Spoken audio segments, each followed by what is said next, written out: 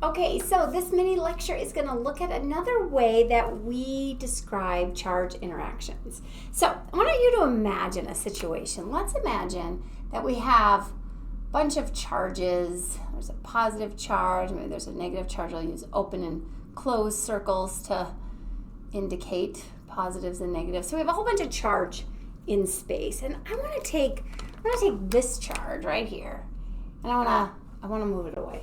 Or let's imagine I have two positive charges and they're close together, and I want to take this positive charge in. I want to move it away.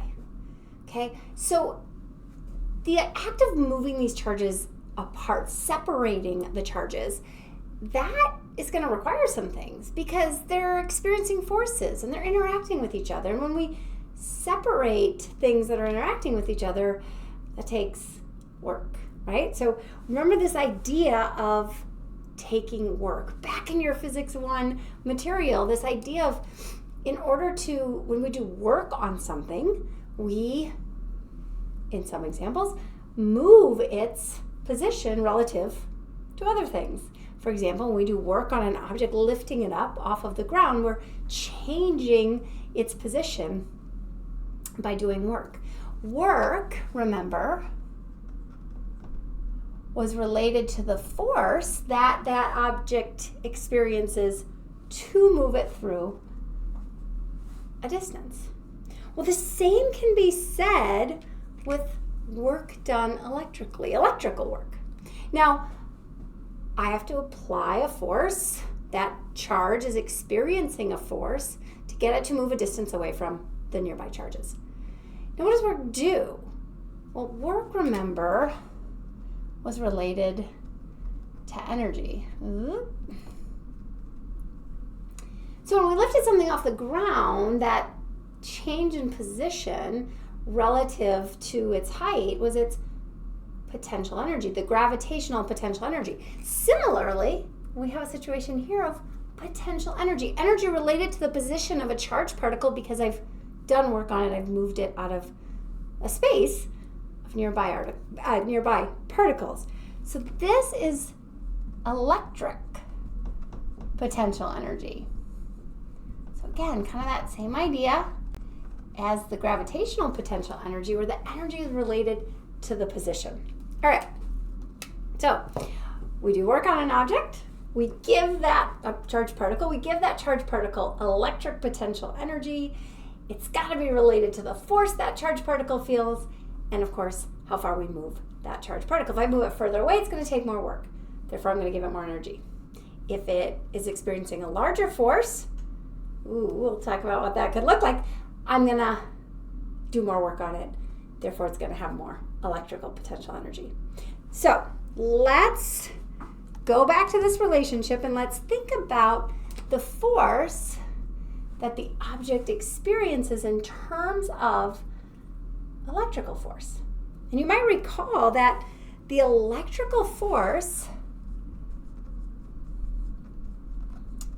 back really recently, you don't have to go very far back in our series of videos, the electrical force could be related to Coulomb's law, right? The nearby forces around it. So we could do a whole calculation of using Coulomb's law and the forces and determine what the net force would be on this particle and then how much force is exerted as we move that particle away.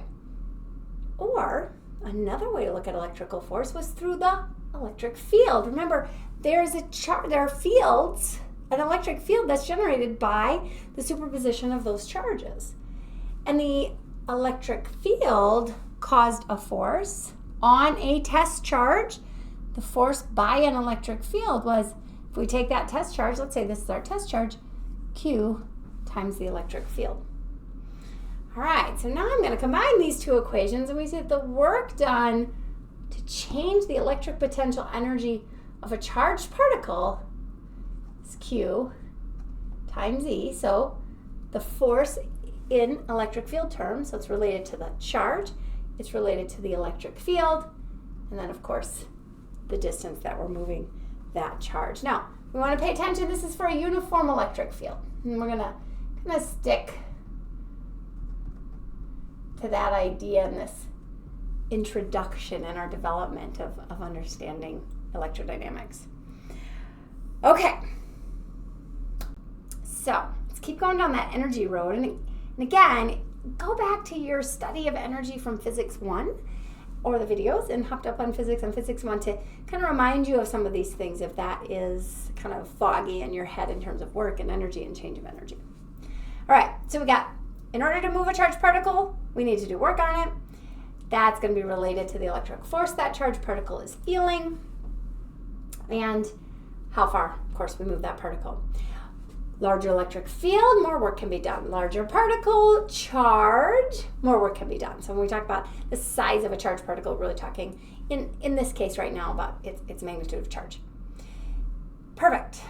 All right, now, what do we know about all this? Well, when we do work, we change the object's electric potential. So when we think about work in our conservation theory, remember that change in potential energy, electric potential energy is what we're talking about, was equal to minus the work done on that particle to change its energy. What's done in work is converted into potential energy. Okay, so minus the work done is equal to the change in potential energy. That's from our old physics stuff. So we know that the change in electric potential then, let's say going from point A to point B, so BA, so B minus A, is equal to minus Q times the electric field times that distance. All right? Now, by convention, we actually talk about this change in potential. We use potential energy per charge. So we're going to normalize this. So we could have a lot of different charges. So we're going to model this with like a small test charge. So we're going to talk not about the potential energy of any given charge per se, but we talk about it in terms of the energy per charge, okay? And this uses the variable V, right? So it's just a way for us to kind of normalize things and conceptualize things pretty quickly. And we call this then electric potential. Okay, so this is a little bit of just some nomenclature for us. So our potential energy per charge, we're going to call the electric potential. And we then we kind of like to look at what is the change in electric potential, because we know that it's the change in potential energy that we are most interested in looking at, the change in potential energy in terms of how much work is done on a particle. And if we're talking about, if we normalize it all, we're going to talk about the change in just potential, so electric potential. All right, so what is it that changes in potential do? Changes in potential energy. What do they do? What is the change in energy, the work done? And if we go back to, again, our ideas of work and energy, we remember that the work is also equal to the change in kinetic energy, right? Our work energy theorem. So our change in potential is equal to our change in kinetic energy. The work energy theorem comes into play at this point. All right, so we're going to think about potential, we're going to think about potential energy, and we're going to think about the work done on charged particles. A little bit more nomenclature to go through. So we said that V is the electric potential. We're most interested in change in potential. That also goes by a name. This is what we call the voltage. The potential difference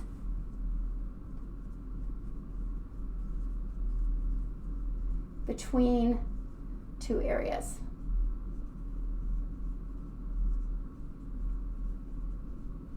And that's a term I'm sure you've heard of, right? So we're going to talk a lot about this idea of voltage, a potential difference between two areas in space. And in a later lecture, we'll talk about how that relates to electric field as we explore this idea of electric potential. All right, so we have a little bit of nomenclature again. We've got our electrical force that we've already learned about. We have our electrical potential energy in terms of the value of the potential energy of a given particle, that electric potential energy, but we know that it's really the change in potential energy that really does anything, that means anything for us. Back to our energy relationships, we remember the change in potential energy is related to the work that's being done, and we know from the work energy theorem that the work that's being done is related to the change in our kinetic energy. So lots of information to remind us of all of these pieces. I'll give you a few more ways to look at this, and then in the next video we'll do a couple practice problems. Well, we'll do one practice problem per video.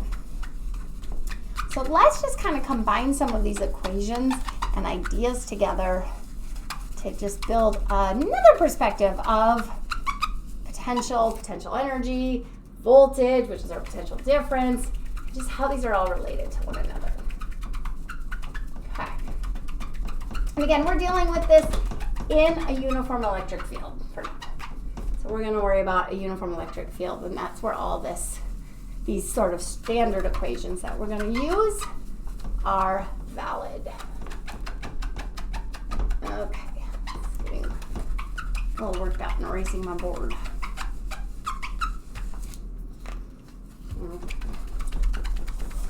All right. Fast forward through this part if you want. Well, 10 seconds on the YouTube video. As I'm sure you figured out, I don't actually edit the YouTube videos. So it's kind of like you're in lecture with me. I gotta erase the board in lecture, so I gotta erase the board in the lab. Whew, all right. So let's kind of frame this all together. Let's imagine that we're moving a charged particle from some point A to some point B. And it's in a space where there's an electric field, okay? So we remind ourselves that when we move a particle from point A to point B, we're gonna change its electric potential. So this looks like going from A to B is the potential at B minus the potential at A. I'm just gonna remind us what that little delta means. Now, we said that the potential energy, electric potential energy, was related to what we call the electric potential, which is that normalization. The electric potential V was equal to the energy per charge. The electric potential energy per charge. So V is equal to the electrical potential energy per charge, by definition. So if I have a change in potential energy, that's as if I have the charge times the electric potential at B minus the charge times the electric potential at A.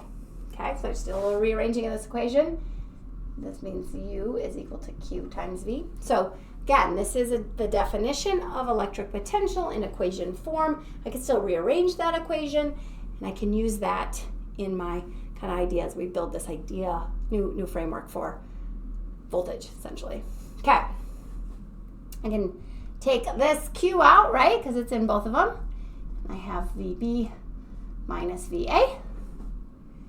And this is our change in electric potential.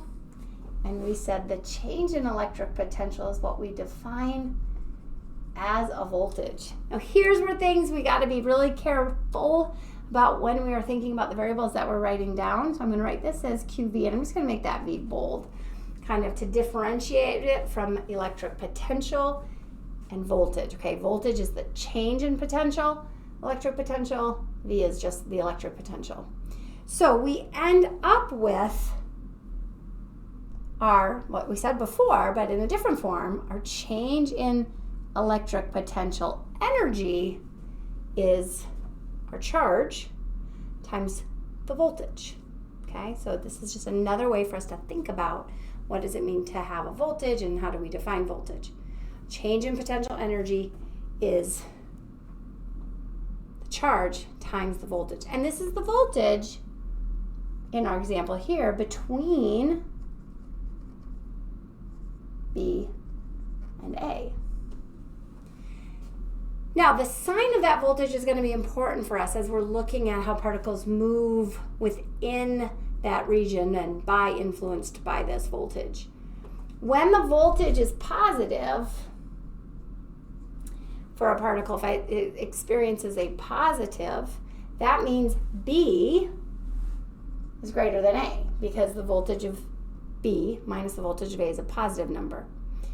When the voltage is negative, that means A is greater than B. Now, when is this going to be important? When we're looking at how is the particle moving from within that potential difference, this voltage, that potential difference. Is it moving from an area of low potential to high potential, or is it moving from an area of high potential to low potential? So that's when this becomes important for us. And we're going to do that in an example in another video, and then we'll have yet another. There's 2 example videos to kind of put all of this together in a practical problem-solving way. All right, so it takes work to move a charged particle. That work means that we are changing the potential energy, the electric potential energy of that charged particle. We talk about electrical potential energy in terms of a normalized way, which is our electric potential. The voltage is the change in that electric potential. So some new vocabulary for you to work with, and then we are going to use it to solve some problems, as well as using this idea of voltage in our discussion of circuits. All right, good job.